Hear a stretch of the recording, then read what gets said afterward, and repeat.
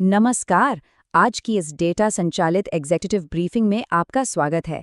आज का हमारा ये तथ्यात्मक विश्लेषण हाल ही में जारी status of policing in India report पर आधारित है। ये कोई आम चर्चा नहीं है, बल्कि वरिष्ठ कानून प्रवर्तन प्रशासकों और नीति निर्माताओं के लिए तैयार किया गया एक बहुत ही फॉर्मल और ऑब्जेक्टिव ऑडिट है। तो आइए बिना किसी देरी के कस्टोडियल हिंसा और जवाबदेही के इन कड़े और बिल्कुल वास्तविक आंकड़ों पर एक नज़र डालते हैं। चलिए सीधे जमीनी हकीकत पर आते हैं। पुलिस लॉकअप की कठोर वास्तविकता ही वो जगह है जहां हमारी संस्थागत सुरक्षा और नियमों का हर दिन असल इम्तिहान होता है। बंद दरवाजों के पीछे वास्तव में क्या होता है और दबाव की उन परिस्थितियों में पुलिस अधिकारी अपनी भूमिका और अपनी सीमाओं को किस तरह देखते हैं, इसे समझना हमारे लिए बहुत जरूरी है। आज के हमारे इस ऑडिट को 6 मुख्य हिस्सों में बांटा गया है। रिसर्च का दायरा और विधियां, हिंसा को जायज ठहराने की मानसिकता, पुलिस रैंक और भूमिकाएं, राज्यों के बीच की विविधताएं, कुछ बहुत ही प्रमुख आंकड़े और अंत में मानवाधिकार प्रशिक्षण की आवश्यकता। तो शुरुआत करते हैं पहले हिस्से से, इस रिसर्च का दायरा और इसकी मिश्रित अनुसंधान विधियां। देखिए, कोई भी ठोस नीति हवा में नहीं बन सकती, उसके लिए एकदम रॉक सॉलिड डेटा चाहिए होता है। और ये कोई छोटा मोटा अध्ययन नहीं है। इस सर्वेक्षण में 17 राज्यों और केंद्र शासित प्रदेशों के 82 अलग अलग स्थानों से 8,276 पुलिसकर्मियों को शामिल किया गया है। इसमें हर रैंक का आनुपातिक प्रतिनिधित्व है। इतने बड़े पैमाने पर किया गया ये सर्वे अपने आप में इन निष्कर्षों की विश्वसनीयता और वजन को साबित कर देता है। इस रिसर्च की सबसे खास बात इसका मिक्स्ड मेथड अप्रोच है। एक तरफ 8,000 से ज्यादा पुलिसकर्मियों का सर्वे किया गया, जो हमें सिस्टम के अंदर का नजरिया देता है। वहीं दूसरी तरफ 28 बाहरी विशेषज्ञों जैसे कि वकील, जज और डॉक्टरों के साथ गहन साक्षात्कार किए गए। यह हमें आंतरिक पुलिसिंग के दृष्टिकोण और बाहरी जवाबदेही के बीच एक बेहतरीन तुलना देता है। अब आगे बढ़ते हैं दूसरे और बहुत ही अहम हिस्से की तरफ, कस्टोडियल हिंसा को जायज ठहराना। यहाँ सबसे बड़ी समस्या है कस्टोडियल हिंसा का नॉर्मलाइजेशन। सिस्टम के भीतर अनाधिकृत बल प्रयोग को एक रूटीन मान लिया जाता है, लेकिन एक सवाल है, इसका सबसे ज्यादा खामियाजा आखिर भुगतता कौन है? जब हम पुलिस हिंसा के बारे में सोचते हैं तो अक्सर दिमाग में किसी हाई प्रोफाइल क्रिमिनल की तस्वीर आती है ना? लेकिन अब वक्त आ गया है कि इस समझ को रोजमर्रा की पूछताछ की वास्तविकता की ओर मोड़ा जाए। जरा इन आंकड़ों पर गौर कीजिए, ये वाकई चिंताजनक हैं। 66% पुलिसकर्मी संदिग्धों के लिए हिंसा को जायज मानते हैं, और इससे भी ज्यादा परेशान करने वाली बात यह है कि 41% कर्मी फरार संदिग्धों के परिवार वालों को पीटने को सही मानते हैं और 37% असहयोगी गवाहों को डराने धमकाने को। ये साफ दिखाता है कि कैसे आम लोगों और गैर आरोपी व्यक्तियों के खिलाफ भी हिंसा एकदम सामान्य हो चुकी है, जो सीधे तौर पर पब्लिक ट्रस्ट को खत्म कर रही है। अब आते हैं तीसरे हिस्से पर। देखते हैं कि अलग अलग रैंक और भूमिकाओं के हिसाब से इस हिंसा को कितना समर्थन मिलता है। जब हम हायरार्की के आधार पर डेटा का विश्लेषण करते हैं तो एक बड़ा ही हैरान करने वाला तथ्य सामने आता है।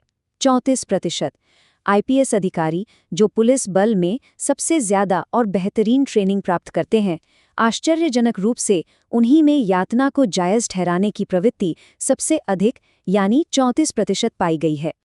और इस लिस्ट में ठीक दूसरे नंबर पर आते हैं कांस्टेबलरी यानी सिपाही रैंक के कर्मी 32% के साथ। शीर्ष नेतृत्व और ग्राउंड लेवल के सिपाहियों के बीच हिंसक तरीकों को समर्थन देने वाली ये समान मानसिकता संस्थागत स्तर पर बहुत कुछ बयां करती है। वहीं अगर हम अपर सबऑर्डिनेट यानी ऊपरी अधीनस्थ रैंकों की बात करें तो उनमें यह प्रवृत्ति थोड़ी कम जरूर है, लेकिन फिर भी 26% का ये आंकड़ा नज़रअंदाज करने लायक बिल्कुल नहीं है। और ये डेटा बड़े ही खूबसूरती से इस बात को स्पष्ट करता है कि आखिर ऐसा होता क्यों है। जो अधिकारी लगातार मामलों की जांच और पूछताछ करते हैं, उन पर परिणाम देने का भारी दबाव होता है। इसी दबाव के कारण उनमें थर्ड डिग्री या बल प्रयोग के तरीकों को जायज ठहराने की प्रवृत्ति सबसे ज्यादा हो जाती है। ये साबित करता है कि समस्या किसी एक व्यक्ति की नहीं, बल्कि पूरी व्यवस्था की है।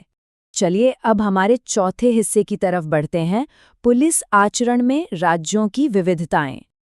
अगर हम इसे भौगोलिक नजरिए से देखें तो साफ पता चलता है कि स्थानीय नेतृत्व और नीतियों का सीधा असर कानूनी प्रक्रियाओं के पालन पर पड़ता है। हमें यहाँ 2 बिल्कुल अलग छोर देखने को मिलते हैं। एक तरफ केरला और ओडिशा जैसे राज्य हैं जहां पुलिस हिरासत में होने वाली मौत की न्यायिक जांच के लिए बहुत मजबूत समर्थन है। वहीं दूसरी ओर कई ऐसे राज्य हैं जहां इसके प्रति समर्थन बेहद कम है। पांचवा हिस्सा, कस्टोडियल हिंसा के कुछ बहुत ही प्रमुख और कड़े आंकड़े। 61%। ये आंकड़ा उस सबसे संवेदनशील और जोखिम भरे समय को उजागर करता है। पुलिस हिरासत में होने वाली कुल मौतों में से 61% मौतें गिरफ्तारी के शुरुआती 24 घंटों के भीतर होती हैं।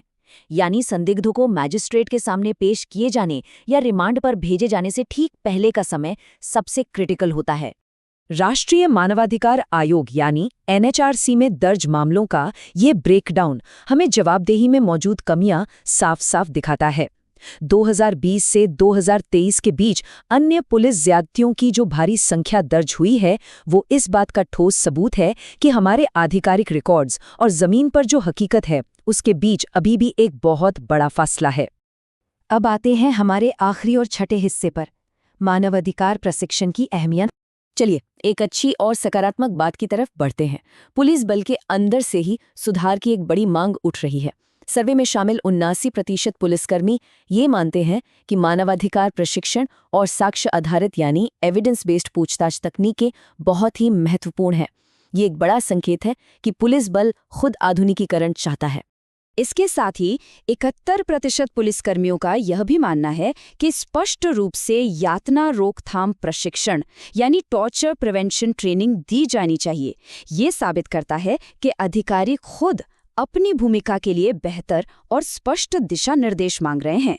तो यहाँ एक बहुत ही दिलचस्प और क्रूशल पैराडॉक्स यानी विरोधाभास सामने आता है। जिन लोगों में यातना को जायज़ ठहराने की प्रवृत्ति सबसे ज़्यादा है, उनमें से भी 70% कर्मी मानते हैं कि यातना रोकथाम प्रशिक्षण अत्यंत आवश्यक है। इसका सीधा सा मतलब ये है कि जो लोग इस हिंसा को नॉर्मल मान रहे हैं, उन्हें भी अंदर से ये एहसास है कि संस्थागत स्तर पर कुछ सीमाएं तय की जानी ही चाहिए।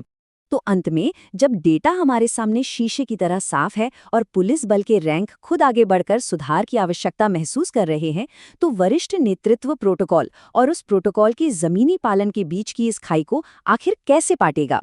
ये एक ऐसा विचारोत्तेजक सवाल है जो हर नीति निर्माता और प्रशासक को तत्काल कदम उठाने के लिए प्रेरित करता है। आज की इस कार्यकारी ब्रीफिंग में हमारे साथ जुड़ने के लिए आपका बहुत बहुत धन्यवाद।